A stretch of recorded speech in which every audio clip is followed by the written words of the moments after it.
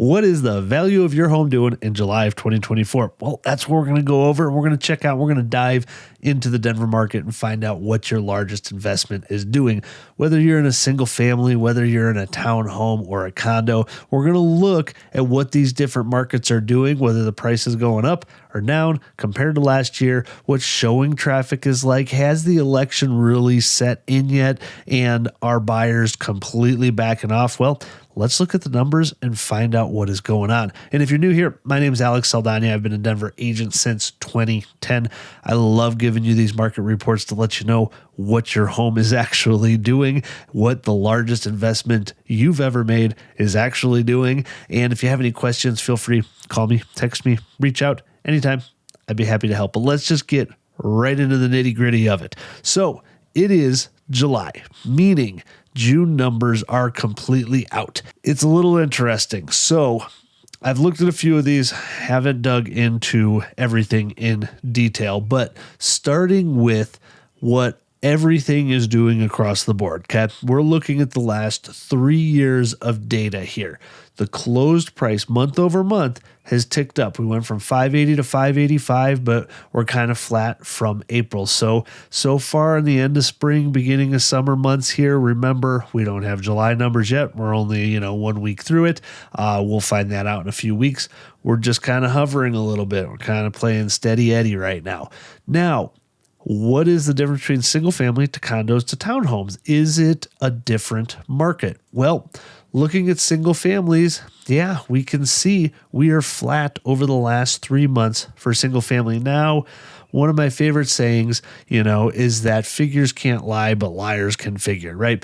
Every neighborhood is going to be different. I mean, I have a client looking in Congress Park, and we can look at the numbers, and it looks like they're up 20-25% year over year because nothing is selling in that neighborhood. Other parts of town where there's a lot more new construction, you're going to show things are quite a bit flatter. So it really depends. Every market has these little micro markets in there. Every neighborhood is different. Every street is different. So if you want to know what your home value is actually doing, in the link below, you can have an instant home evaluation. Just click the link, fill out your address, and it'll shoot you what the algorithm says your home is worth today. So getting back to what is going on here. So let's take a look at condos. Condos actually in the last month have dropped $12,000. So that's a significant drop month over month. Year over year, we're just kind of flat for the condo market. And then townhomes, again, we did drop down. We went from 473 down to 460. So again, $14,000 drop. That's fairly significant, but there's just not a ton of closings happening. We'll show you that here in a minute. But year over year on townhomes, you're still up 2.7%. And to show you on single families, we're up 1.6% year over year. Okay. So not great. 1 to 2% ranges in appreciation year over year, which is what we thought was going to happen this time a year ago. Okay. So looking at some inventory now, let's go to all property types. This is what's interesting. So I did not expect this. This caught me off guard. May, we had 10,500 new listings hit the market. In June, we had 9,100. Almost always, we have the most amount of new listings in June. And this market is catching me off guard like it's catching most people off guard. You cannot predict what is going to happen right now. We can predict some cycles of the market and what's going to happen over the next 3 to 6 months on pricing. But as far as inventory goes, we've just hit a brick wall again on less people putting their house on the market. Really kind of surprising here. So is it different for single family, condos, and townhomes? Single families, nope, they dropped 1,000 less new listings to hit the market month over month. Condos, less. Townhomes, less. Same picture all across the board for everybody. So no difference there. Okay. Active listings. So how much is selling in comparison to what is staying on the market? And the active listings is rising. So even though the new listings are decreasing, we're still having more come on the market than is closing. That's what it's telling me. Supply and demand is weakening a little bit. more supply is happening and less demand. So we can see in June we went up by about 1,800 units overall, and that's all property subtypes. Single families went up, condos went up, townhomes went up. So across the board, like same picture is more inventory is available because less buyers are in the market. Under contract listings, so this will predict in 30 days what's going to happen to our closings.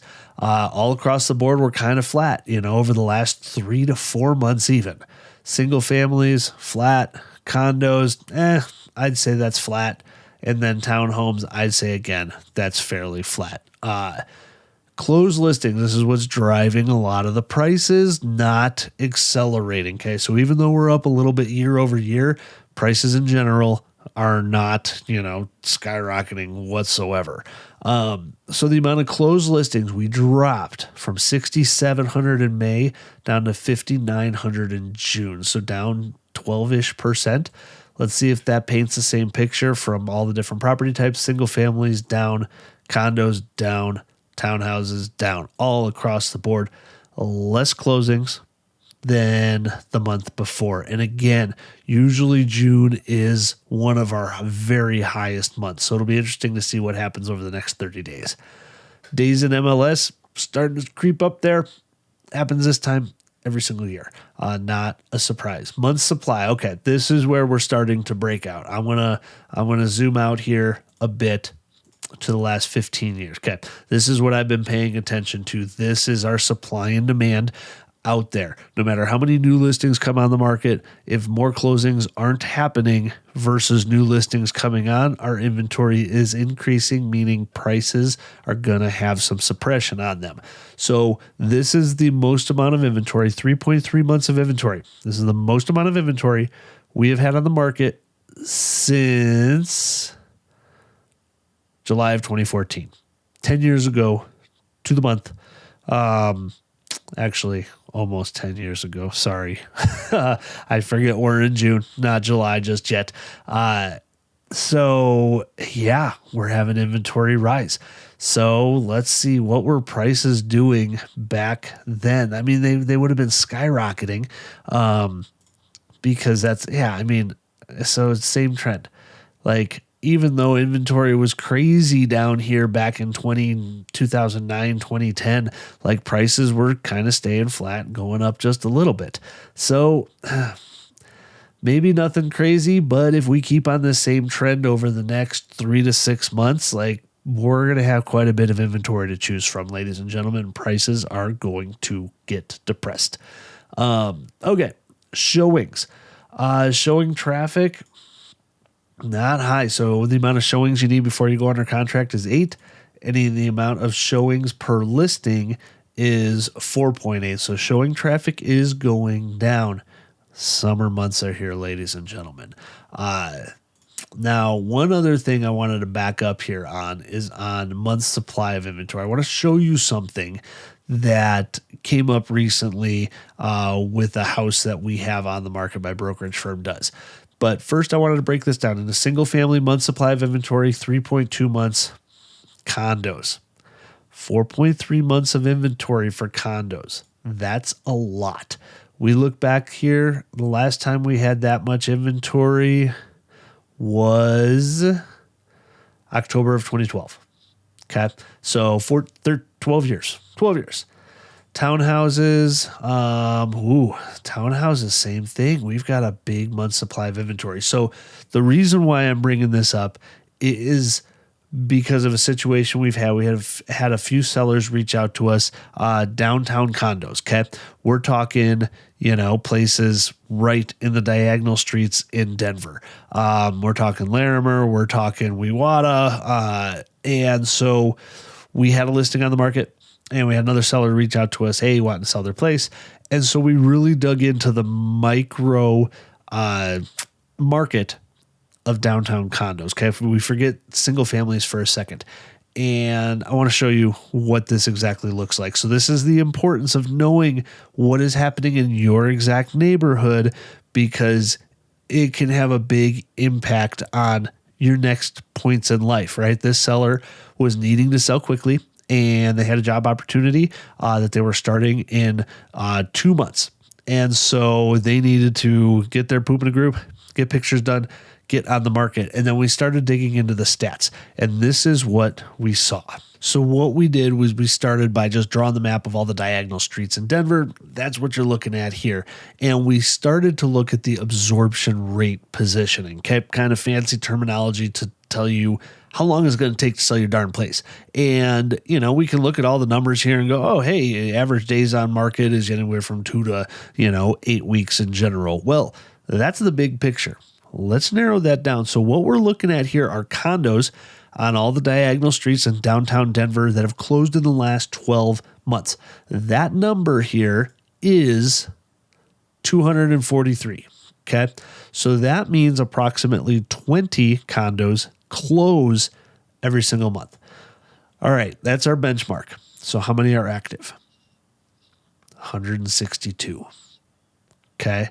So if 20 sell every single month, we have 8 months of inventory in condos in Denver. That's just the diagonal streets downtown. That's a lot of inventory. So the conversation we had to have was, hey, I know you're leaving town in 2 months.